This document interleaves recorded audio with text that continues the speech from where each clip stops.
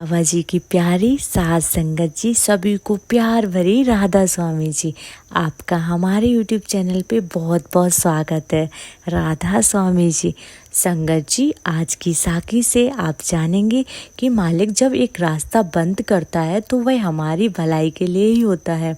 विनती है कि इस साखी को अंत तक जरूर सुने ताकि आप इसका गहरा अर्थ समझ सकें। बाबा जी की प्यारी सास संगत जी, यह प्राचीन समय की बात है। एक बार एक गुरु और उनका शिष्य जंगल के रास्ते से अपने गांव लौट रहे थे। चलते चलते शाम ढल गई और अंधेरा होने लग गया। शिष्य ने गुरुजी से कहा, गुरुजी रात होने वाली है, हम भी थक चुके हैं और आगे का जंगल काफ़ी भयानक है। वहाँ खतरनाक जंगली जानवर और डाकू भी हो सकते हैं। अगर आप कहें तो आज की रात यहीं आसपास के किसी गांव में गुजार लेते हैं। गुरुजी को शिष्य की बात सही लगी और उन्होंने कहा, ठीक है, हम पास के गांव में किसी से रुकने का आसरा मांगते हैं। फिर वे दोनों पास के एक गांव में पहुंचे और वहां जाकर एक घर का दरवाज़ा खटखटाया। उस घर से एक गरीब आदमी बाहर आया। शिष्य ने उससे कहा, हम अपने गांव जा रहे थे लेकिन रात काफ़ी हो गई है, इसलिए हमने सोचा कि इसी गांव में रुक जाएं। क्या हम आज रात आपके यहाँ ठहर सकते हैं? सुबह जल्दी ही निकल जाएंगे। उस गरीब आदमी ने तुरंत सहमति दी। हाँ, क्यों नहीं, आप दोनों अंदर आ जाइए। से ही गुरुजी और शिष्य घर के अंदर घुसे। उन्होंने देखा वहाँ अत्यधिक गरीबी थी। उस आदमी के घर में सोने के लिए बिस्तर तक नहीं था, लेकिन इसके बावजूद उसने गुरुजी और शिष्य का स्वागत किया और भोजन भी करवाया। भोजन के दौरान गुरुजी ने उससे पूछा, तुम क्या काम करते हो? उस गरीब आदमी ने उत्तर दिया, मेरे पास बहुत सारी ज़मीन है। गुरुजी ने हैरानी से कहा, अगर तुम्हारे पास इतनी ज़मीन है तो इस तरह गरीबी में दिन क्यों बिता रहे हो? वह आदमी बोला, वह ज़मीन किसी के काम की नहीं है। गांव के सभी लोग कहते हैं कि वह बंजर ज़मीन है, उस पर कुछ भी उगाना असंभव है। वह फसल उगाना तो मानो पहाड़ तोड़कर रास्ता बनाने के समान है। गुरुजी ने पूछा, फिर तुम्हारा गुजारा कैसे होता है? उस गरीब आदमी ने कहा, मेरे पास एक गाय है और एक बकरी है। उनका दूध बेचकर जो पैसे मिलते हैं उससे मेरा पूरा घर चलता है। इसके बाद कुछ देर में सभी सो जाते हैं और गुरुजी लेटे लेटे उस आदमी के बारे में सोचने लगते हैं कि इतनी गरीबी होने के बावजूद उसने हमारा इतना सत्कार किया। गुरुजी मन ही मन उस आदमी का भला करने का निर्णय लेते हैं। सुबह लगभग 3 बजे गुरुजी अपने शिष्य को जगाते हैं और कहते हैं, चलो हमें आगे की यात्रा शुरू करनी है। फिर गुरु अपने शिष्य के साथ बाहर निकलते हैं और कहते हैं, इस आदमी की गाय और बकरी खोलकर साथ ले चलो। शिष्य हैरानी से गुरु की तरफ देखता है लेकिन कुछ नहीं बोलता। गुरु की आज्ञा मानते हुए शिष्य उस गरीब आदमी की गाय और बकरी लेकर गुरुजी के साथ अपने गांव लौट जाता है। गांव में पहुंचकर शिष्य अपने गुरु से पूछता है, गुरुजी, क्या आप यह सही कर रहे हैं? उस गरीब आदमी की रोजी रोटी इसी गाय और बकरी की वजह से ही चलती थी। अब बेचारा तो भूखा मर जाएगा। गुरु अपने शिष्य की तरफ देखते हैं और मुस्कुराते हैं, लेकिन उसके सवाल का जवाब नहीं देते।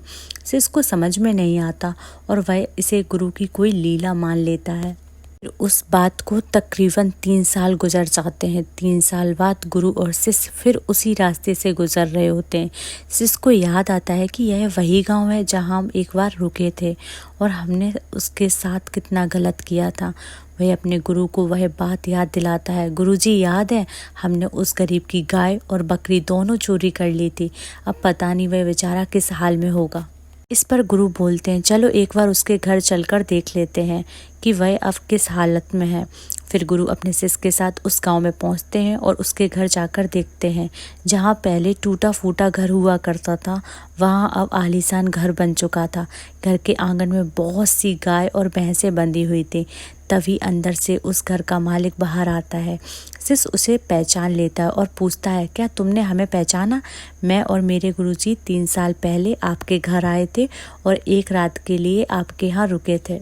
आदमी उन्हें पहचान लेता है और कहता है, हाँ, उस रात आप कहाँ चले गए थे? मेरी गाय और बकरी भी चोरी हो गई थी उन्हें ना देखकर मैं बहुत घबरा गया था, क्योंकि इनसे ही हमारा गुजारा होता था। मुझे ऐसा लगा कि मेरी ज़िंदगी ही ख़त्म हो गई है। मुझे कुछ समझ नहीं आ रहा था कि मैं क्या करूं। मेरे पास कोई रास्ता नहीं था। बस ऊपर वाले का नाम लेकर मैंने अपनी बंजर ज़मीन पर कड़ी मेहनत की। प्रभु की कृपा मुझ पर होने लगी। मेरी ज़मीन पर अच्छी फसल होने लगी, जिसे बेचकर मैंने बहुत सारा पैसा कमाया और यह नया घर बना लिया। फिर अगली फसल में मैंने अपने लिए गाय और भैंस खरीद ली। धीरे धीरे प्रभु की मुझ पर कृपा होती गई और मैं इस गांव का सबसे अमीर आदमी बन गया। आज मेरे पास सब कुछ है। मैं उस चोर का धन्यवाद करता हूँ जिसने उस दिन मेरी गाय और बकरी चुराई थी। अगर उस दिन मेरी गाय और बकरी मुझसे दूर नहीं होती तो मैं आज भी उसी हालत में होता, गरीबी में अपना जीवन काट रहा होता। यह सुनकर सिस की आंखों में अपने गुरुजी के लिए आंसू आ गए और उसे यह बात समझ आई कि गुरु ने ऐसा क्यों किया था।